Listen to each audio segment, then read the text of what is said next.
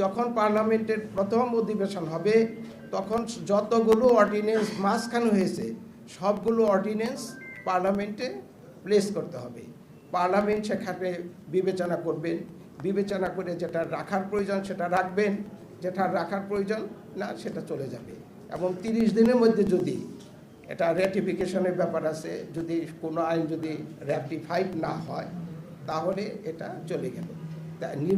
আমাদের সিটি নির্বাচনের ব্যাপারে বা পরবর্তী যে আরও লোকাল গভর্নমেন্টের নির্বাচনে একই ব্যবস্থা করা হয়েছে। আমরা অপেক্ষা করতেছি যে পার্লামেন্টসের ভিউটা কি।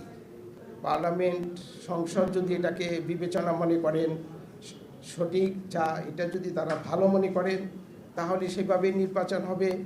আর যদি সংসদ তার সুচিন্তিত বিবেচনা করে যদি মনে করেন যে না আগের মতোই থাকা ভালো ছিল তাহলে আগের মতোই থাকবে এবং নির্বাচনই সেভাবেই চলবে। নির্বাচন কমিশন আইন অনুযায়ী সুষ্ঠু নির্বাচন করার জন্য দায়বদ্ধ। আইন কি হবে সেটার দায় কিন্তু নির্বাচন কমিশনের উপর বর্তায় না। আইন করবেন পার্লামেন্ট যে আইন করবে সেই আইন অনুযায়ী যে কোনো নির্বাচন সংক্রান্ত যে আইন করবেন সেই অনুযায়ী সুষ্ঠু, গ্রহণযোগ্য এবং ভালো নির্বাচন করার জন্য নির্বাচনের দায়বদ্ধতা।